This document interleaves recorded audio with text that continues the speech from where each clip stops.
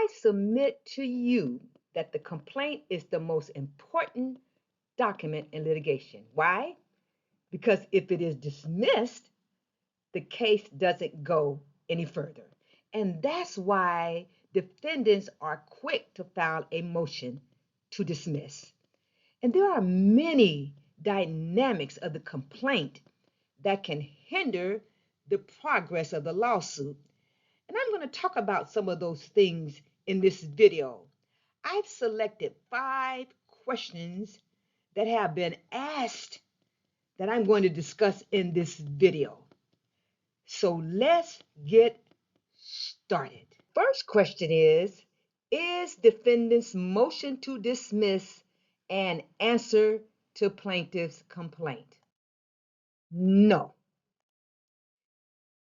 The defendant's motion to dismiss is the defendant's way of saying that the plaintiff failed to establish the prima facie elements of the claim or cause of action that the plaintiff asserted.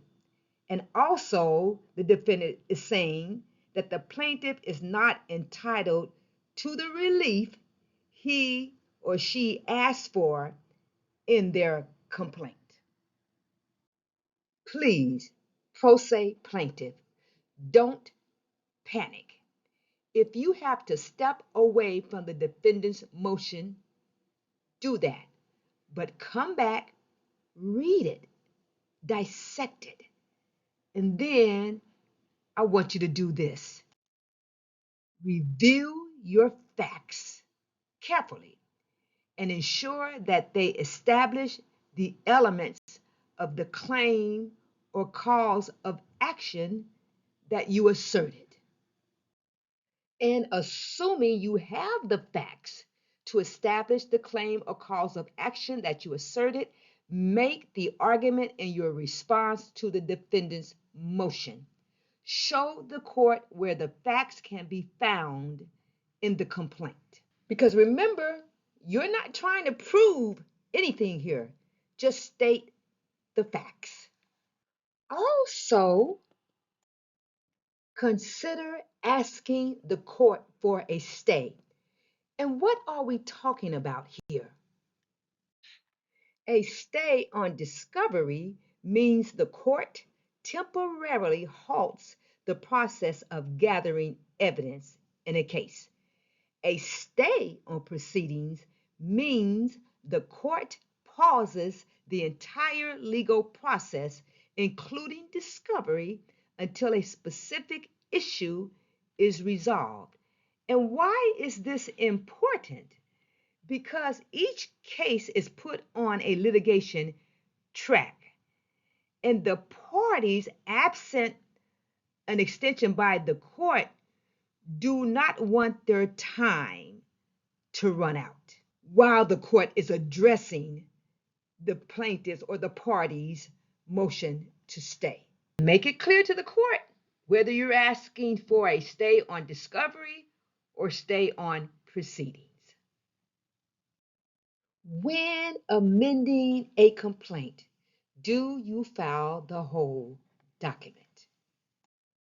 Yes. And for information on when and how to amend a complaint, you can watch this video entitled The Complaint that I uploaded some time ago. And I will leave the link in the description page of the video that you are now watching. Is the amended complaint served like the initial complaint? No. Assuming the complaint was properly served upon the defendant, subsequent service must comply with Federal Rules Civil Procedure 5 or however the parties agreed to send and receive documents between themselves. Must a counter complaint be answered? Yes.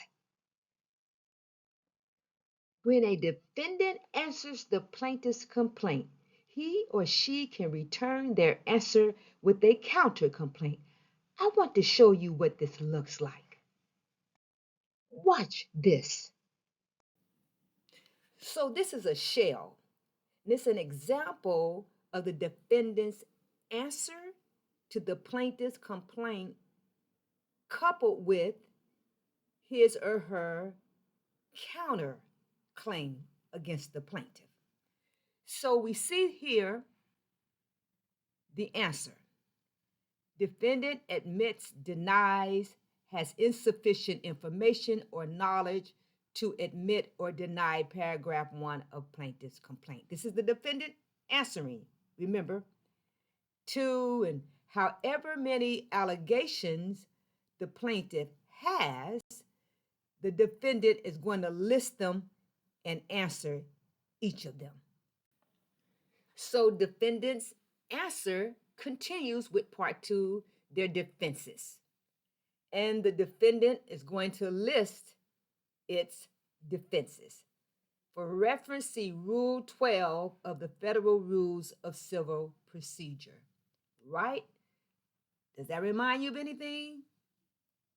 If you believe that your response to the defendant's counterclaim, and I'm getting ahead of myself here, but I want to make that point here, you have the right to assert a 12B motion for failure to state a claim, just like the defendants always do when they answer the plaintiff's complaint. Are you with me? So let's talk about the counterclaim. And these are instructions to the defendant because we're still dealing with the defendant responding to the plaintiff's complaint, but now it's the defendant counterclaiming and suing the plaintiff. Now, watch this. Moving forward, you're going to mirror the defendant. Remember in part 1, the defendant answered each of plaintiff's allegation. Well, you're going to do the same thing here. Plaintiff, pro se, you're going to answer each of the defendant's counterclaim individually, just like the defendant answered the plaintiff's allegations. Are you following me? So here, the defendant asserts his counterclaim and asserts his counterclaim relief. As the plaintiff or pro se, you're going to answer them. You got it? Use the same process that the defendant used in answering your complaint. It's called mirroring. And if you have been listening to me, I've talked about mirroring, okay? I filed the complaint. What's next? Absent any local rule that states otherwise, the Federal Rules of Civil Procedure 16 requires the judge to issue a written scheduling order, and this helps the parties to manage the lawsuit from the beginning to the end.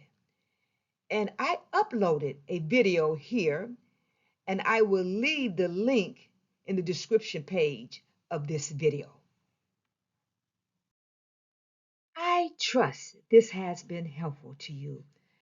I am Advocate Lucinda, your empowerment lawyer, and we will see you next time. Take care.